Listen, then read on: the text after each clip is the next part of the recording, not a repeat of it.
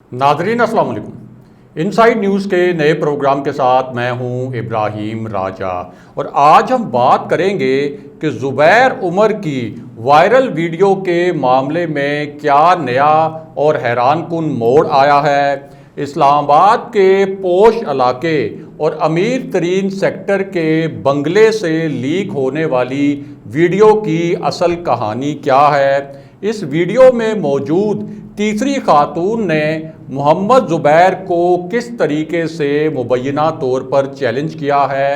मरियम नवाज़ का मोहम्मद ज़ुबैर की वीडियो पर किस किस्म का नया रद्द अमल सामने आया है। दो मज़ीद वीडियो का असल किस्सा क्या है। इन वीडियोस के किरदारों के मुतल्लिक क्या सनसनीखेज़ इंकशाफात किए गए हैं। ये वीडियोस कहाँ बनाई गई और किसने रिकॉर्ड की। हमारे जिन दोस्तों ने अब तक हमारे चैनल को सब्सक्राइब नहीं किया उनसे हम कहेंगे कि हमारे चैनल को सब्सक्राइब कर लें ताकि उन्हें अहम मालूमात बर वक्त मिलती रहें। अब वापस आते हैं आज के मौजू पर, यानी ज़ुबैर उमर की वायरल वीडियो के मामले में क्या नया और हैरानकुन मोड़ आया है और मुबैना तौर पर इस्लामाबाद के बंगले से लीक होने वाली वीडियो की असल कहानी क्या है और इस वीडियो के दो किरदार कौन हैं। सबसे पहले आपको बताते हैं कि इस्लामाबाद के 3-4 सेक्टर्स ऐसे हैं जिन्हें शहर इक़्तिदार के अमीर तरीन सेक्टर्स कहा जाता है। यहाँ बड़े बड़े सियासी इज्तिमात भी होते हैं, बड़ी अहम नौइयत की सियासी मीटिंग्स भी होती हैं, बड़े बड़े सियासी रहनुमाओं के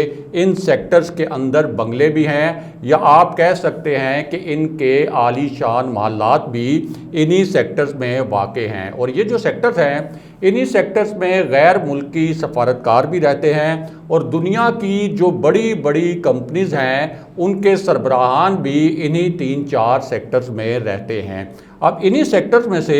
एक सेक्टर ऐसा है जो F6 कहलाता है और मोहम्मद ज़ुबैर की एक वायरल वीडियो के हवाले से इस सेक्टर का जिक्र भी आया है। और एक किरदार ऐसा है उसने खुद सामने आकर इस सेक्टर और ज़ुबैर उमर की वीडियोस के हवाले से कुछ इंकशाफात किए हैं। ये इंकशाफात किस नौइयत के हैं वो भी आपको बताते हैं और साथ ही मुख्तसरन आपको ये भी बताते हैं कि मरियम नवाज़ के सामने मोहम्मद ज़ुबैर की वीडियोस के मुतल्लिक क्या नई और दिलचस्प सूरत हाल पैदा हुई और इस पूरे मामले पर अब सोशल मीडिया ऐप्स यानी फेसबुक, ट्विटर और इंस्टाग्राम पर क्या नया तूफ़ान खड़ा हुआ है। तो मामला ये है कि कैमरों के पीछे मरियम नवाज़ और चंद सहाफ़ियों का आमना सामना हो गया, यानी ये कोई प्रेस कॉन्फ्रेंस वगैरह नहीं थी कि जिसमें मरियम नवाज़ मीडिया चैनल्स पर लाइव जा रही हों और उनकी कोई प्रेस कॉन्फ्रेंस बराह रास्त नशर की जा रही हो, बल्कि ये कैमरे बंद होने के बाद एक अलग से सेशन हुआ था, या आप कह सकते हैं कि मरियम नवाज़ और सहाफ़ियों के दरमियान ये गैर रस्मी गुफ्तगू का एक सेशन था और ये सेशन बाकायदा मीडिया पर आया भी नहीं। अब इस दौरान एक सहाफ़ी ने मरियम नवाज़ से एक बड़ा पेचीदा सवाल किया और वो सवाल ये था कि मोहम्मद ज़ुबैर आपके तर्जुमान हैं, मोहम्मद ज़ुबैर मियाँ नवाज़ शरीफ के भी तर्जुमान हैं। उनकी एक इंतहाई नाजेबा नौइयत की वीडियो सामने आई है। इस वीडियो के हवाले से ना सिर्फ मोहम्मद ज़ुबैर बल्कि मुस्लिम लीग नून पर भी तनकीद हो रही है। मोहम्मद ज़ुबैर ने तो इस वीडियो को जाली करार दिया है, एडिटेड कहा है, डॉक्टर्ड वीडियो करार दिया है, लेकिन इस मामले पर वो कोई कानूनी कार्रवाई भी नहीं कर रहे और बहुत से हल्के इसी वजह से इस वीडियो को असली करार दे रहे हैं। तो इस पर आपका क्या रद्द अमल है, क्योंकि आपके तर्जुमान हैं मोहम्मद ज़ुबैर।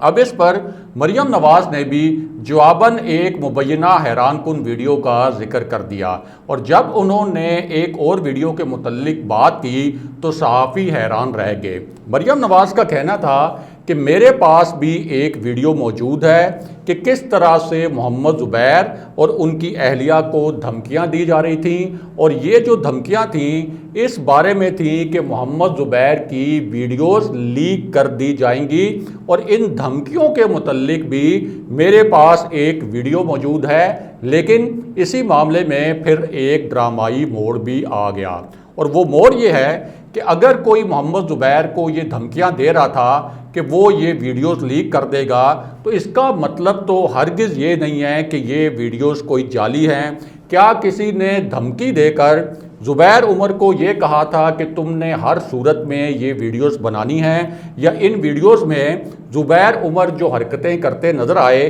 کیا ان سے یہ حرکتیں کسی نے اسلحے کے زور پر کروائیں؟ کیا کسی نے زبردستی مجبور کیا تھا زبیر عمر کو کہ وہ اس ویڈیو میں جس قسم کی حرکتیں کر رہے ہیں وہ حرکتیں کریں، یا کسی نے کوئی اسلحے کے زور پر زور زبردستی کی تھی؟ اگر ایک لمحے کے لیے یہ فرض کر بھی لیا جائے کہ یہ ویڈیو زبیر عمر کے کچھ سیاسی مخالفین نے لیک کی ہے، یا جو کچھ ہلکے الزام لگا رہے ہیں نون لیگ کے کہ یہ ویڈیو کوئی اسٹیبلشمنٹ نے ریکارڈ کی اور اس کے بعد اسٹیبلشمنٹ نے ہی اس ویڈیو کو لیک کیا، تو اس سے یہ حقیقت تو نہیں بدل سکتی کہ محمد زبیر ان ویڈیوز کے اندر موجود تھے، اور ان ویڈیوز میں جو حرکتیں کر رہے تھے وہ حرکتیں خود محمد زبیر نے کی ہیں، اور کوئی ان سے یہ حرکتیں زبردستی تو نہیں کروا سکتا تھا۔ اب یہاں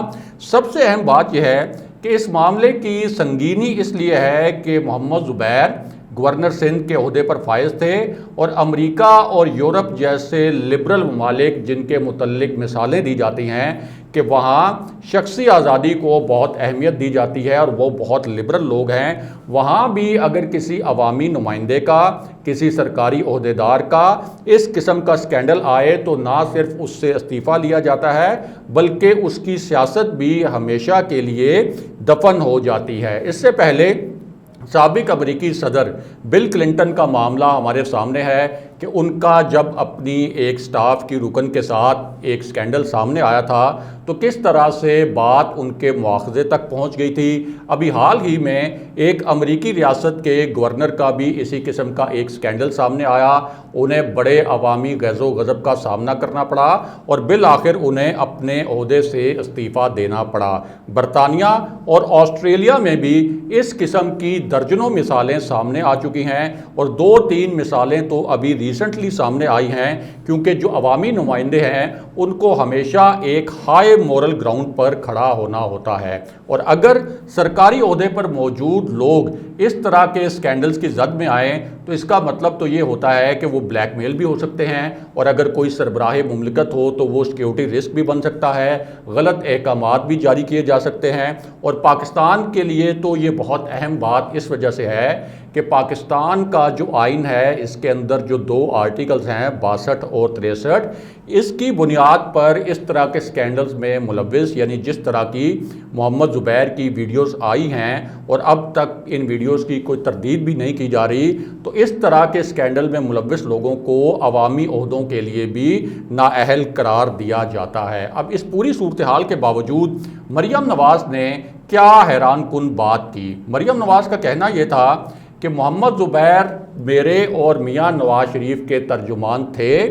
اور وہ ہمارے ترجمان رہیں گے، اور اس کی وجہ یہ ہے کہ محمد زبیر نے مریم نواز اور میاں نواز شریف کے لیے ایک ڈیل لینے کے لیے army chief general Qamar Javed Bajwa اور ڈی جی ISI جنرل فیض حمید سے ملاقات کی تھی۔ اس وجہ سے وہ اب بھی ان ویڈیوز کے آنے کے بعد بھی محمد زبیر کے متعلق یہ سمجھتے ہیں کہ یہ اب بھی ان کے کام آ سکتے ہیں۔ اب واپس آتے ہیں محمد زبیر کی وائرل ویڈیو کے ایشو کے معاملے پر، اور یہ آپ کو بتائیں کہ ان میں سے 2 ویڈیوز ایسی ہیں جن کے بیک گراؤنڈ کی باضابطہ تصدیق ہو گئی ہے، یعنی یہ پتہ چل گیا ہے کہ یہ ویڈیوز اصل میں کس مقام پر بنائی گئی تھیں، یہ ویڈیوز کب بنائی گئی تھیں، اور جس مقام پر یہ ویڈیوز بنائی گئیں اس مقام کے جو منتظمین ہیں انہوں نے بھی انڈائریکٹلی اشارتاً یہ تصدیق کر دی ہے کہ یہ ویڈیوز اصل میں کہاں پر بنی تھیں۔ اب یہ جو 2 ویڈیوز ہیں ان کے متعلق جو انکشافات ہوئے ہیں وہ بڑے آپ کہہ سکتے ہیں پراسرار بھی ہیں